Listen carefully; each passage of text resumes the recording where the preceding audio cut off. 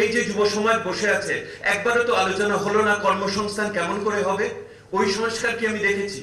সব মানুষের অধিকার যখন আমি বলি, তখন কিন্তু আমি শুধু এই ঘরের মানুষগুলোর কথা বুঝি না। এই ঘরে যে মানুষগুলো আছে, শেষ বিচারে বাংলাদেশে তারা সচ্ছল মধ্যবিত্তের অংশ।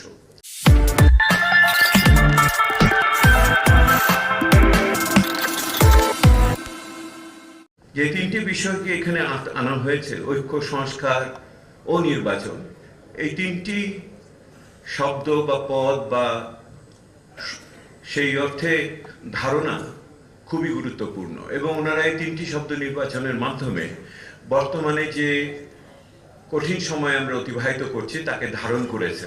আমাদের ইতিহাসের উপলব্ধি থেকে ঐক্য না, বাংলাদেশের ভবিষ্যৎ নিয়ে ঐক্য করতে হবে। এইটি হলো ঐক্যের জায়গা। বাংলাদেশ ভবিষ্যতে কোথায় যাবে, ইতিহাসের বিভিন্ন ধরনের ব্যাখ্যা বিবরণ নিয়ে নিজেদের ভিতরে বিভেদ সৃষ্টি না করে ভবিষ্যতের বাংলাদেশকে নিয়ে, আমাদের স্বপ্নের জায়গাটাকে নিয়ে ঐক্য সৃষ্টি করতে হবে।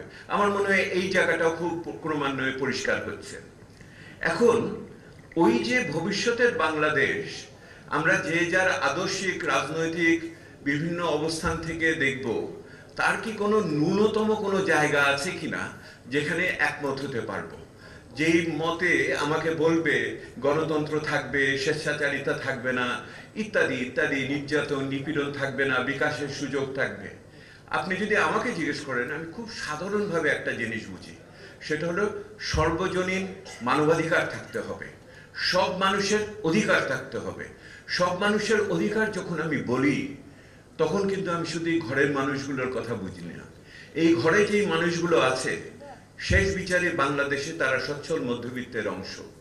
আমি তাদের কথা বলছি যারা পিছিয়ে পড়ে আছে, সেই মানুষগুলোর কথা, যেই মানুষগুলো নদী ভাঙনের ভিতরে আছে, যেই মানুষগুলো আদিবাসী সম্প্রদায় পার্বত্য চট্টগ্রামে আছে, সমতলের আদিবাসীগুলো আছে, দলিত সম্প্রদায় সেখানে আছে, নারী পুরুষের ভিতরে এখনো বিভেদের ভিতরে রয়েছে, ধর্মীয় চিন্তার ভিতরে বিভেদের ভিতরে রয়েছে, তার লিঙ্গ পরিচিতি তাকে বিভেদের ভিতরে ফেলেছে।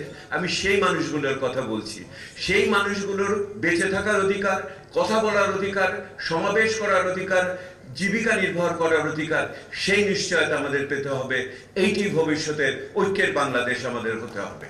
কিন্তু যে বিষয়টি আমার কাছে একটু আশ্চর্য লাগে, এই আলোচনার ভিতরে আমার কাছে একটু ঘাটতি লাগে, এটা আমার পেশার কারণে, সেটা হলো যতখানি না উপরি কাঠামো নিয়ে আলোচনা হচ্ছে, এই দেশের সমাজের ভিত্তি নিয়ে তো অত আলোচনা হয় না।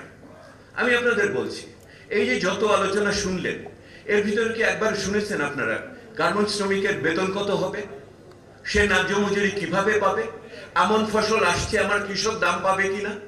আপনি কি জানেন এই মুহূর্তে মধ্যবিত্ত 80 টাকার শাকের আটি কেমন করে খাবে?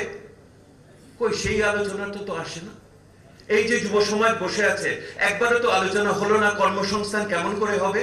ওই সংস্কার কি আমি দেখেছি? কিসের উপরে কাঠামোর সংস্কার করবেন যদি আমার ভিত ঠিক না থাকে?